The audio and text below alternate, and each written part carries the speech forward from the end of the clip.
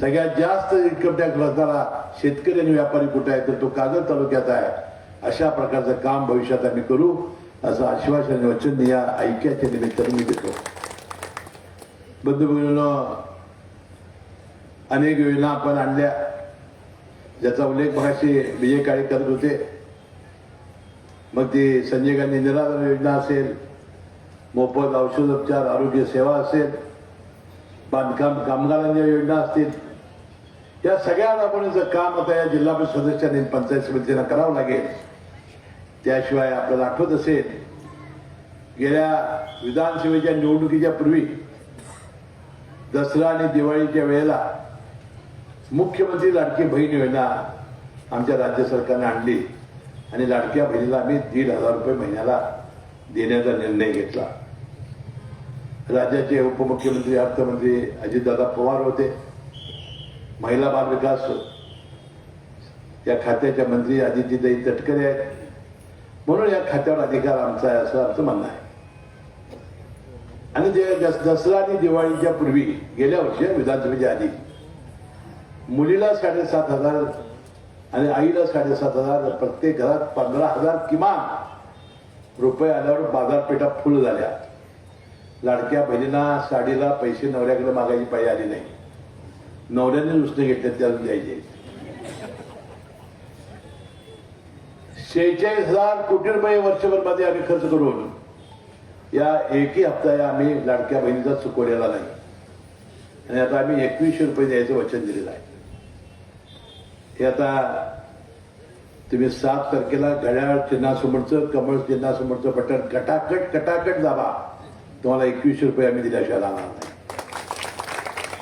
त्याशिवाय 50% एसटी मध्ये सवलत शासनाने दिलेली आहे. गेली 10 वर्ष देशाचे पंतप्रधान नरेंद्र मोदी साहेब तांदूळ आणि गहू मोफत देत आहेत. जगातला भारत देश असा एक देश आहे की 80 कोटी लोकांना मोफत तांदूळ आणि गहू देणारा देश आपला भारत आहे. बंधूंनो, महिला बचत गटाच्या निमित्ताने लखपती दिदी हा कार्यक्रम आम्ही आणलेला आहे.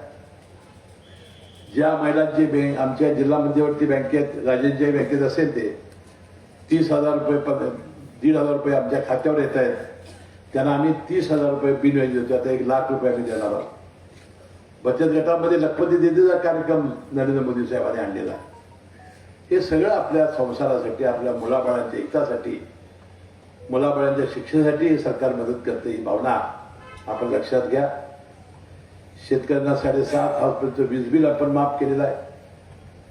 त्यांना 12,000 वर्षाला शेतकरी सन्मान योजना आपण खात्यावर शेतकऱ्यांच्या थेट टाकतोय. अशा अनेक योजना केंद्राच्या, राज्याच्या आणि आपण सांगितलेल्या सगळ्या राबवण्यासाठी हे ऐक्य फार महत्वाचं होतं. आपल्या चुलीपर्यंत, आपल्या झोपडीपर्यंत ह्या योजना राबवण्यासाठी आमचे सगळे पदाधिकारी, तिन्ही पार्टीचे कार्यकर्ते सज्ज राहतील. आणि जो गरीब माणूस आहे, जो सामान्य माणूस आहे, ज्याला गरज आहे, त्याच्यापर्यंत पोहोचतील असा विश्वास मी या निमित्ताने व्यक्त करतो. आता बाचरीमध्ये सभा आम्ही का घेतली? आमचं धोरण होतं जिल्हा परिषदेला एक सभा घ्यावी.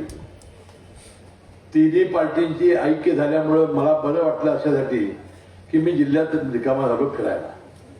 मला जिल्ह्यातच जायला मिळायचं नाही. या तालुक्याची 86 गावांनी पलीकडची जवळजवळ अशी 119 गावं फिरत असताना प्रचाराचा वेळ निघून जायचा.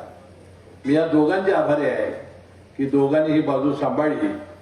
आमचे नवीन बश्री बयामाने यांनी सांभाळली. त्यामुळे मला पूर्ण जिल्ह्यामध्ये फिरता आलं. आणि आपण बाचरी गावामध्ये सभा ही दुसरी सभा, म्हणजे पहिलं आम्ही आमची परंपरा मोडलेली आहे. बोर्डाला एकच सभा घेणार होतो आम्ही.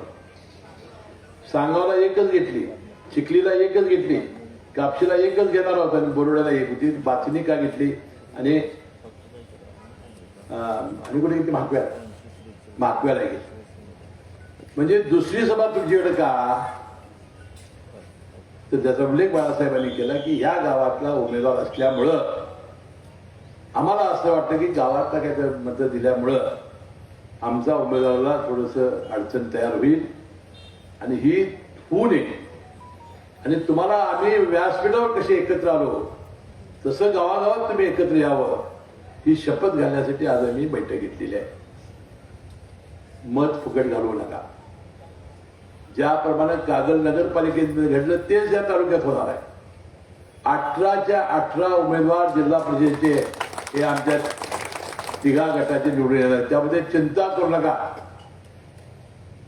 बासरी गावाला तर फार मोठं प्रेम माझ्यावर केलेलं आहे.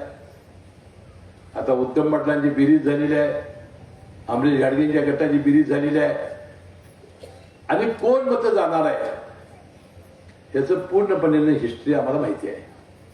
मी त्यांना हात जोडून विनंती करेन, फुकट मतं घालवू नका. आता 3.5 वर्ष निवडणुका नाही, त्यामुळे 3.5 वर्षानंतर आम्ही येणार म्हणजे तुम्हाला भेटायला येणार, मतं मागायला. आता परत मतदारसंघाची पुनर्रचना कशी होती कोणाला माहिती. महिला यवनाला आता ह्या वेळेला 33%. त्यामुळं 3.5 वर्ष आपण जर मतदान कुणी केलं नाही, माझं आम्हाला नाव कळालं तर त्याचं काम कसं होणार ही चिंता मला त्यांची आहे. म्हणून तुम्ही न चुकता एक इकडे एक तिकडे काय करू नका. मारुती कांबळे आहे काय? मारुती कांबळे जबाबदारी माझी. नोकरी असो वा लग्न, चष्म्याची अडचण आता होऊ देऊ नका. नंदादीप नेत्रालयात या आणि तुमच्या चष्म्यापासून मिळवा कायमची मुक्ती. कारण आता चष्मा घालवण्याची लासिक शस्त्रक्रिया फक्त 32,999 रुपयात. शिवाय 5,000 रुपयांपर्यंतचे लासिक स्क्रीनिंग अगदी मोफत. ऑफर मर्यादित कालावधीसाठी. तर वाट कसली बघताय, आजच कॉल करा 92 2000 1000. नंदादीप नेत्रालय, न्यू शाहूपुरी, कोल्हापूर. दृष्टी म्हणजे नंदादीप.